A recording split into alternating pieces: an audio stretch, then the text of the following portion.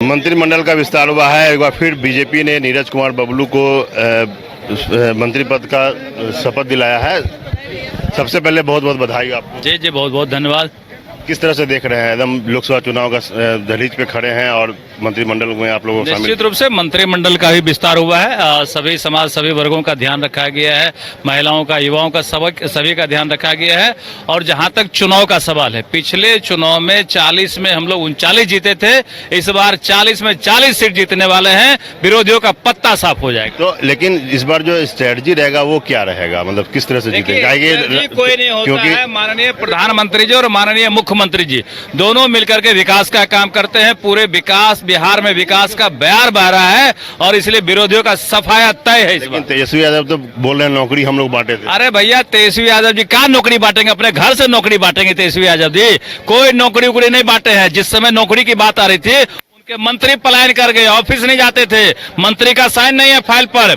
माननीय मुख्यमंत्री जी के साइन से ये नौकरी मिला है और इस नौकरी का पटकथा पहले लिखा गया था। ये लोग 17 महीने में 1700 करोड़ लूटने का काम किया है और मुख्यमंत्री जी कह दिए सबका फाइल खुद से खुलेगा और सबको जेल भेजा जाएगा। बिल्कुल, देखिए नीरज कुमार बबलू हैं और यह साफ तौर से कह रहे हैं कि जो मुद्दा है वो स्पष्ट है और इस बार फिर से बिहार में मंडल शपथ में पहली बार मंत्री बने हैं दिलीप जायसवाल। हम उनसे बातचीत करेंगे। सर, बहुत बड़ी बधाई हो। देखिए, बिहार को एक विकसित राज्य बनाना है और बिहार जब विकसित होगा तभी देश विकसित होगा। बिहार को अपराध मुक्त बनाना है, बिहार को माफिया मुक्त बनाना है और अभी हमारी प्रायोरिटी यही है कि समाज के अंतिम पंक्ति में बैठे हुए लोगों को जो है उनको भी जीने का पूरा हक मिले।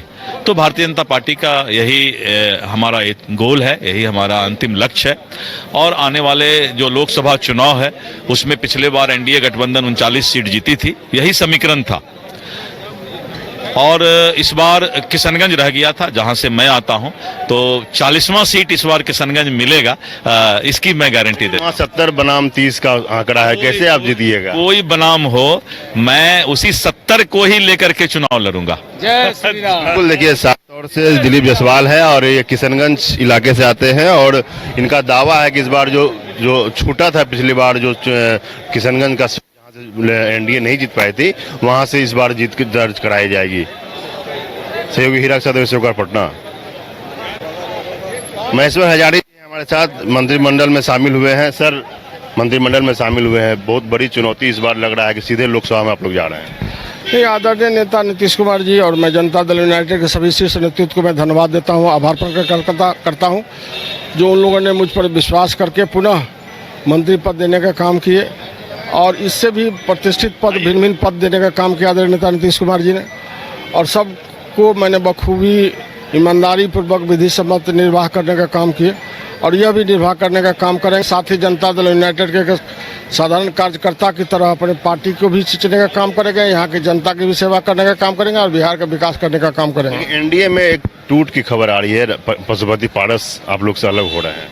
देखिए, चूँकि शीर्ष नेतृत्व जो भारतीय जनता पार्टी के हैं, सारे के सारे शीर्ष नेतृत्व उनको सम्मान देने के लिए तैयार हैं।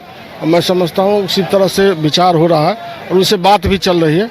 अभी एनडीए गठबंधन में बने हुए हैं और शीर्ष नेतृत्व उनसे बात कर रही है। ये थे हमारे साथ महेश्वर हजारी और इन्होंने कहा कि एनडीए गठबंधन का ख्याल रखा जा रहा है और जो भी गड़बड़ियां हैं या फिर जो भी दिक्कतें आ रही हैं उसको जल्द दूर कर लिया जाएगा। सहयोगी हीरा के साथ शिवकुमार पटना। सर हो चुका है और हरीश सहनी को मंत्रिमंडल में पहली बार शामिल कराया गया है। क्या लगता है किस तरह का फॉर्मूला सेट किया है बीजेपी? फार्मूला एक है, फार्मूला एक है, सबका साथ, सबका विकास, सबका विश्वास, सबका प्रयास। जो बोलते हैं उसको जमीन पर वो उतारते हैं।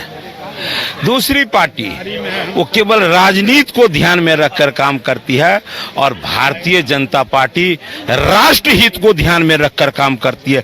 दोनों का चलने का ढंग तो अलग होगा ही। लेकिन भाजपा अब अपना कैलेबर चेंज कर रही है। जहां एक तरफ उस पर आरोप लगता था कि सवर्ण और बनिया की पार्टी है, अब अति पिछड़ा, दलित, सारे लोगों को लेकर के अब सामने आ रही है। आप कह रहे हैं वही तो हम कह रहे हैं, कह तो रहे हैं सबका साथ, सबका विकास, सबका विश्वास, सबका प्रयास।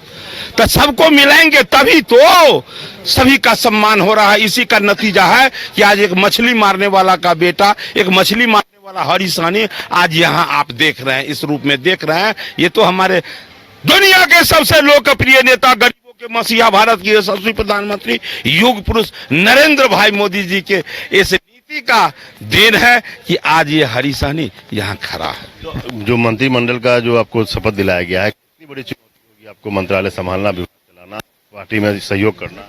देखिए, जिसका जो है ना